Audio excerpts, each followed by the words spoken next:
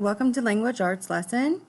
I'm Miss Leffel. We're going to be talking about actual punctuation for types of sentences. Last week, you guys learned about types of sentences, and this week we're just going to review the types of punctuation that go with those sentences. So we ask ourselves, what is punctuation? Well, punctuation marks are symbols that help make the meaning of sentences more clear. So the first punctuation we're going to talk about is the period. Right here is the period. An example are cats are graceful and close the door. So we have two sentences there. We're going to use a period at the end of sentences that are usually just statements. You're just stating something. Cats are graceful.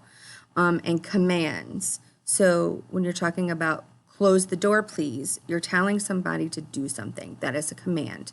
Unless you use it with a very loud voice, you're most of the time going to use a period. An exclamation mark. So if you said, watch out, and you said it loud, you're going to put an exclamation point at the end of that sentence. These sentences that end in an exclamation mark are called exclamations, and they show very strong feeling. Another one, if you stubbed your toe and you said, ouch, then you would probably put an exclamation mark at the end. And lastly, everybody's favorite is the question mark. An example is, what do you think?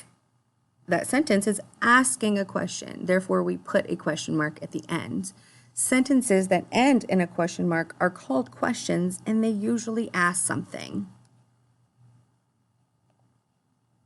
That is all of our punctuation today. So our lesson is over.